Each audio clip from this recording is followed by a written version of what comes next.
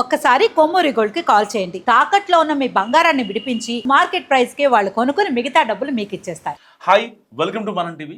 America, Israel, Iran పై విరుచుకుపడుతున్నాయి. So ఇలాంటి నేపథ్యంలో ఒక వ్యక్తిని చూసి ఇప్పుడు ఇజ్రాయెల్ అమెరికాకి దడ పుడుతోంది. ఆపరేషన్ ఎపిక్ ఫ్యూరీ ప్రారంభమైన తొలి రోజు Iran supreme leader Ayatollah Ali Khamenei మరణించారు.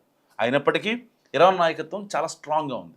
సో ఈ దాడులకు ఇరాన్ ప్రతీకారం తీర్చుకుంటుంది, దెబ్బకు దెబ్బ తీస్తుంది. ముఖ్యంగా గల్ఫ్ దేశాలైన Saudi Arabia, UAE, Kuwait, Bahrain, ఖతర్లోని యుఎస్ మిలిటరీ బేస్లను టార్గెట్ చేస్తూ ఇరాన్ దాడులు గట్టిగా చేస్తుంది. ఇదే కాకుండా ఆయా దేశాల్లోని గ్యాస్, చమురు క్షేత్రాలపై విరుచుకుపడుతుంది డ్రోన్లతో.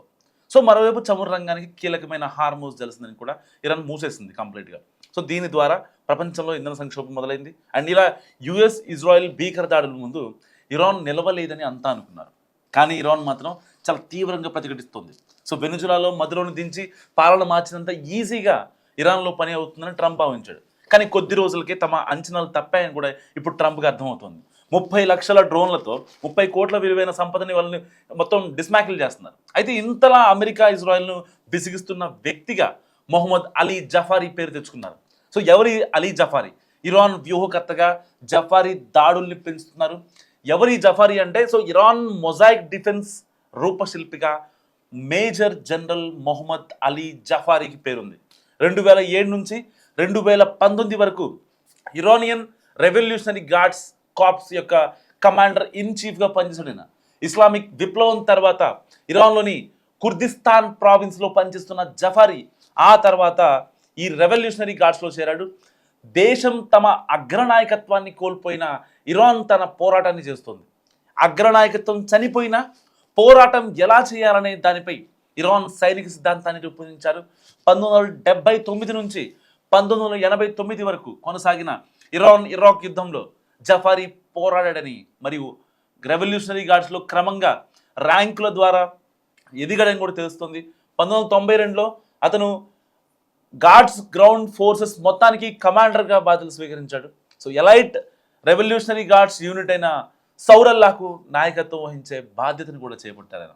2005లో జఫారీ రెవల్యూషనరీ గార్డ్స్ యొక్క సెంటర్ ఫర్ స్ట్రాటజిక్ స్టడీస్ డైరెక్టర్గా ఆయన అపాయింట్ అయ్యారు. ఇరాన్ ఇరాక్ యుద్ధం 2003లో యుఎస్ నేతృత్వంలోని సంకీర్ణ సేవలు ఇరాక్పై దాడి నుంచి పాఠాలు నేర్చుకుని ఇరాన్ తన మొజాయిక్ సిద్ధాంతాన్ని రూపొందించడానికి కూడా యుఎస్ ఇన్స్టిట్యూట్ ఆఫ్ పీస్ నివేదిక తెలిపింది. సో జఫారీ తర్వాత 2007లో రెవల్యూషనరీ గార్డ్స్ యొక్క కమాండర్ ఇన్ చీఫ్గా కూడా ఆయన అపాయింట్ అయ్యారు. అండ్ యుఎస్ దళాలు చొచ్చుకుపోకుండా ఈ మొజాయిక్ రక్షణ అడ్డుగా నిలుస్తుంది. సో మొజాయిక్ రక్షణ అంటే ఏంటంటే, మొజాయిక్ డిఫెన్స్ అనేది ఒక ఇరాన్ సైనిక రక్షణ. ఎవరి దేశాలకి వాళ్ళకు ఉంటాయి కదా, అలాగా. సో దేశ ప్రధాన నాయకత్వం చనిపోయినా క్షేత్రస్థాయిలో సైన్యం మొండిగా చాలా మొండిగా పోరాడేలా దీన్ని రూపొందించారు. సైన్యంలో ఆందోళన లేకుండా చిన్న చిన్న ముక్కలుగా విభజించారు. అధికారం మొత్తం ఒకరి చేతిలో ఉండదు. ప్రతి ప్రాంతానికి, ప్రతి యూనిట్కు స్వయం ప్రతిపత్తి ఉంటుంది. సో స్వయంగా నిర్ణయాలు తీసుకునే శక్తి కూడా ఉంటుంది. సో పైనుంచి ఆదేశాలు రాకపోయినా స్థానిక కమాండర్లు తమ వద్ద ఉన్న ఆయుధాలు, వనరులతో నిర్ణయాలు తీసుకొని యుద్ధం చేయవచ్చు. సో ఇది ఎలా పనిచేస్తుందంటే, ఇరాన్ తన దేశాన్ని 31 ప్రావిన్షియల్ కమాండ్స్గా విభజించింది. ప్రతి ప్రావిన్స్కు ఒక ప్రత్యేక సైనిక విభాగం ఉంది అండ్ నిఘా వ్యవస్థ ఉంది. సొంత ఆయుధాలు ఉంటాయి.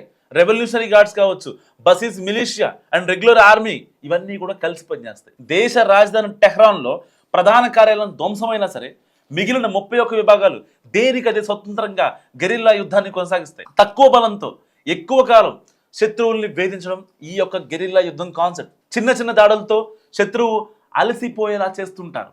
సో ఇన్ని ఎవరు చేస్తున్నారు? జఫార్ చేస్తున్నారు, మొహమ్మద్ జఫార్. సో 2 దేశాలని, అగ్రరాజ్యాన్ని, ట్రంప్ని కూడా వణికిస్తున్న ఈ జఫార్ గురించి మీరేమనుకుంటున్నారు? మస్తు కామెంట్ చేయండి.